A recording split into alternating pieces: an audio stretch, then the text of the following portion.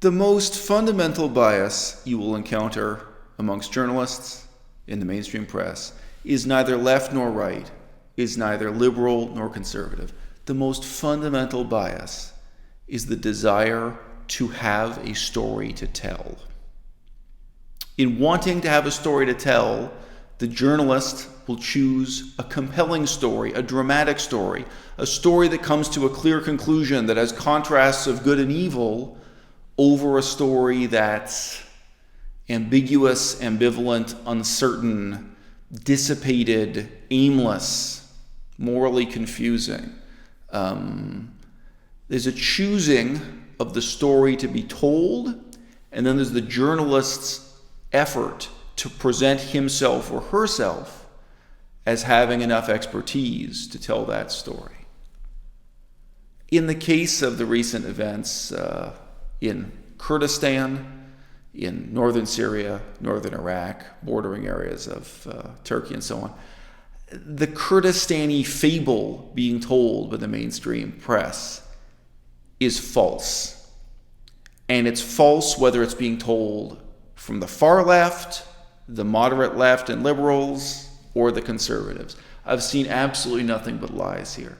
And you know, there's this old hackneyed phrase, learning the lessons of history. You don't have to go back too far in history to learn the lessons, to understand what's really been happening with Iraqi Kurdistan, with various Kurdistanic areas. 2017 was not all that long ago. Let's just pretend this is hypothetical. Let's just say, hypothetically, in the year 2017, there was a vote in Iraqi Kurdistan. There was a referendum where the public were invited to vote on whether or not they would prefer to be an independent country in the future. So that's the kind of event, that's the kind of political event that takes a long time to stage manage. So everyone in the so-called international community had their opportunity to state their case, to state their position on it. So Barack Obama, at the end of his term, had his chance to speak on it. And then actually that vote, the referendum, took place after the election of Donald Trump. Donald Trump was in office.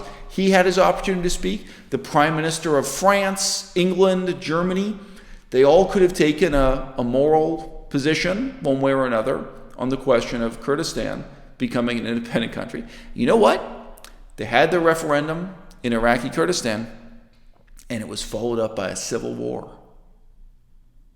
A civil war that anyone in the so-called international community could have intervened in, or could have at least made a statement about. The opportunity for the Western powers to make their policy position clear on the future of the Kurds already came and went, and it's not ancient history. It was made absolutely clear to anyone paying attention in the year 2017. If there had been any doubt in your mind before, what was the policy position of George W. Bush on the future of Kurdistan? What was the position of Barack Obama on the future of Kurdistan? Anyone who even asked themselves this question knew the answer. There never was any ambiguity. But in case you were kidding yourself that this was in any way ambiguous, it was made completely unambiguously clear in 2017 with the referendum and the brief but decisive civil war that happened thereafter. Hashtag spoilers, in case you didn't know, Iraq won the civil war. They suppressed the Kurdish independence movement. They changed the borders. They took back direct control of some very important oil fields, economically important, strategically important. That was the end of the prospect of an independent Kurdistan. And all the Western powers, including Donald Trump himself, sitting in the White House, made their position clear. They are opposed to, they do not now support, they never have supported Kurdish independence, the creation of a new sovereign state for the Kurdish people. Never have. Right? So the first fundamental lie in the current press coverage of what's happening in northern Syria and all of the adjacent areas with the Kurds, the first lie is saying that the United States have abandoned Kurdish independence, Kurdish nationalism, that they've abandoned it, as if in the past they supported it. Okay, I'm sorry. If you had even said that in 2017, that would have seemed incredibly naive, incredibly jejune. Anyone who really knows politics and cares politics could have taken you aside and said, no, come on. Are you kidding? This was never the playbook. I'm sorry. At what point did George W. Bush say to the American people that they were committed to fighting a war for the independence of the Kurdish people, to create a Kurdish homeland?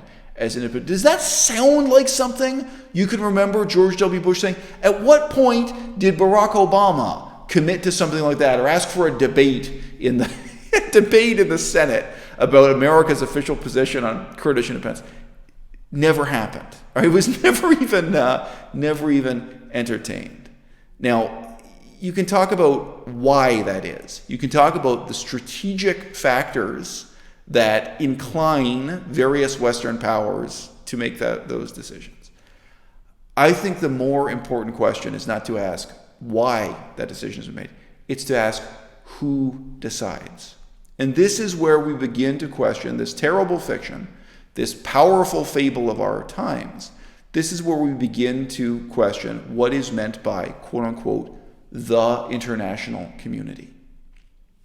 The international community is an abstract term we use to console ourselves for the decisions that we, the public, do not make, that we are not privy to, decisions that politicians are not accountable to us for, that are not transparent, that we do not participate in. We are never asked to vote in a referendum. That's a contrast to Iraqi Kurdistan. They at least got a referendum. Did anyone ever ask the American people to vote on a referendum? Would you or would you not be willing for the next 5 years to support a war to prevent the Taliban from coming back to power in Afghanistan? That's a meaningful question to put to the American public. And maybe how many $1 million are you willing to commit, and maybe how many thousands of troops, whatever it is. That would be a really meaningful question to put the American public in a referendum. What if you put to the public in a referendum in the United States, are you willing to invade and conquer Syria in order to replace the regime of Bashar al-Assad with another, more democratic form of government? Would Americans vote in favor of that? Would Americans in the year 2016 have voted in favor of that proposal? There never was a referendum. The public were never consulted. The international community decides this thing. There is this vague abstraction of the international community, partly comprised of elected officials, yes, partly comprised of unelected technocrats and bureaucrats who meet in secret behind closed doors to make these decisions on your behalf with implications for you. Your sons and daughters die fighting the wars. Your governments are bankrupted by the billions in military budget being spent on it, so on and so forth. But even if those meetings, even if the decisions made by quote unquote the international community, even if those decisions were entirely made by elected officials, it's impossible for the public to choose that elected official and hold them to account for a specific foreign policy decision, like war in Syria, war in Iraq, war to create a homeland for the Kurds, a future Kurdistan. It's impossible. If you ask someone in Germany, why did you vote for this person as prime minister? They have to say back to you, oh, well, I liked his position on healthcare, or I liked her position on the economy. There's going to be a long list of issues packaged up into one ball, and then they have to make that decision for who's in charge. They cannot vote for or against one president or another, one prime minister or another, one leader or another, on the basis of something as specific as their policy in Afghanistan, their policy in Syria, their policy for the Kurds, right? So you must have direct democracy. You must have disambiguated democracy, where people know the decision they're making and they make that decision.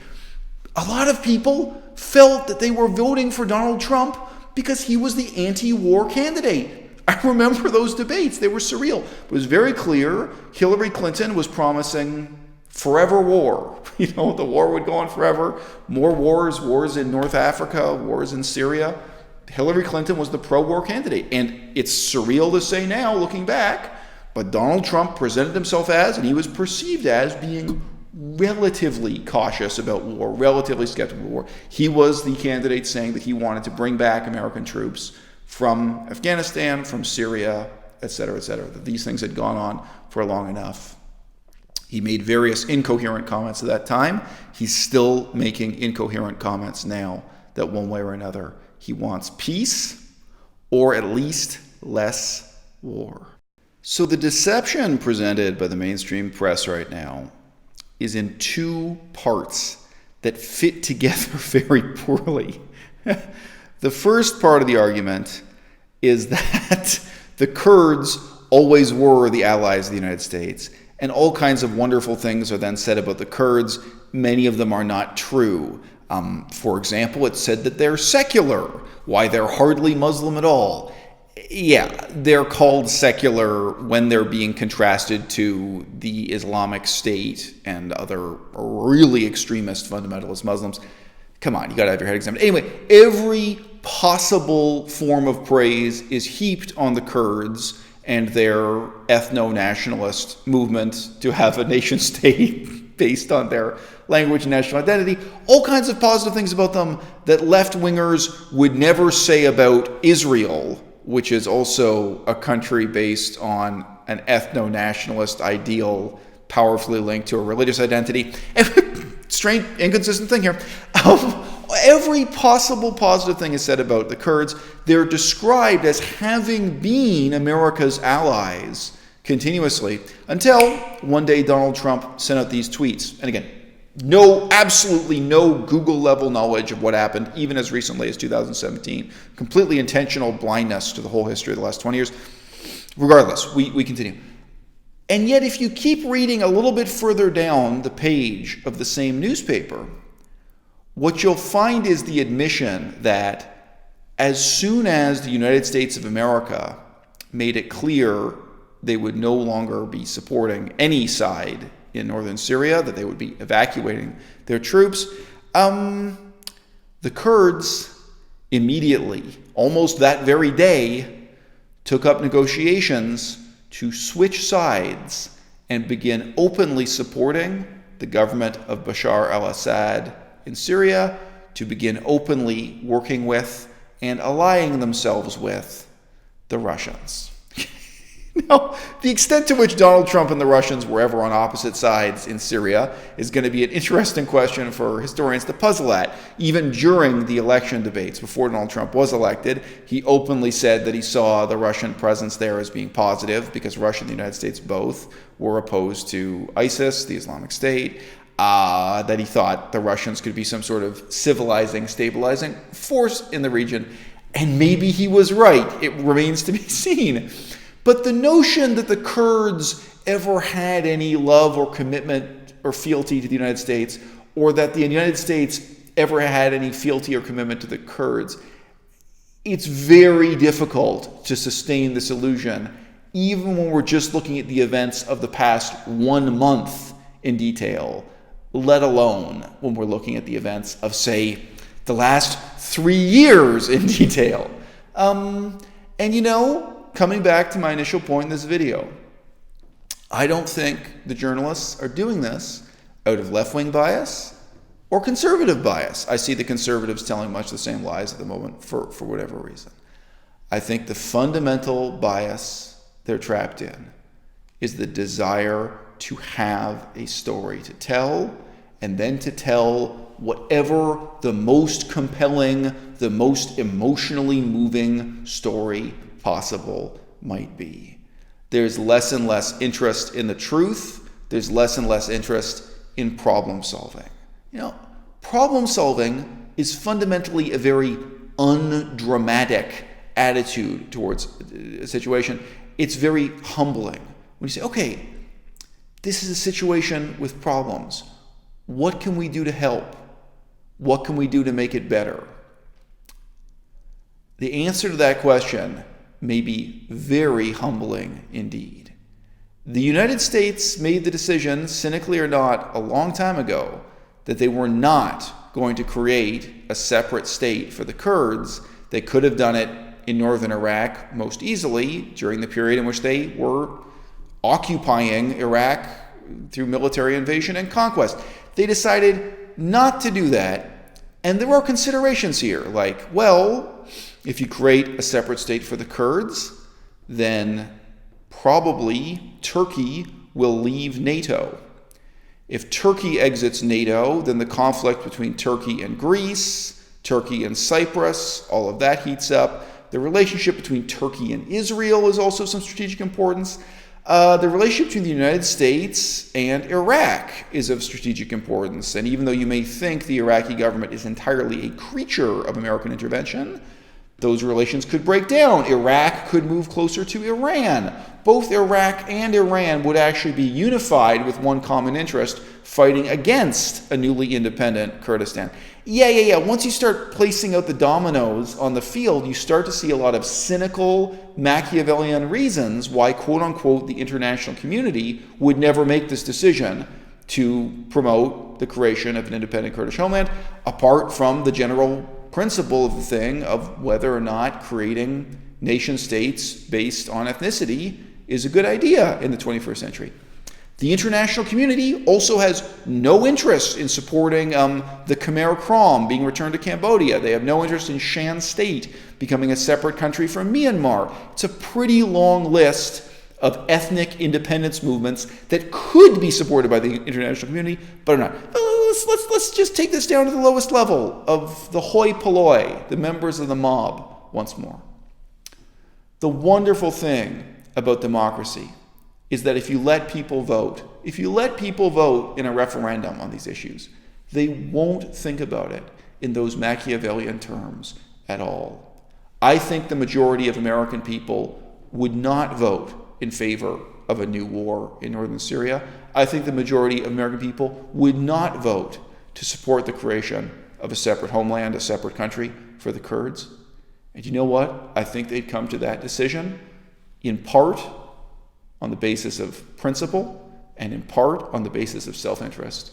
But I don't think they'd give the slightest thought to the cynical, Machiavellian, geostrategic considerations that currently are lurking behind this pleasing appearance we have of the so-called international community supposedly making decisions on our behalf for the greater good on a charitable basis behind closed doors. Guys, democracy. Either you've got it or you don't.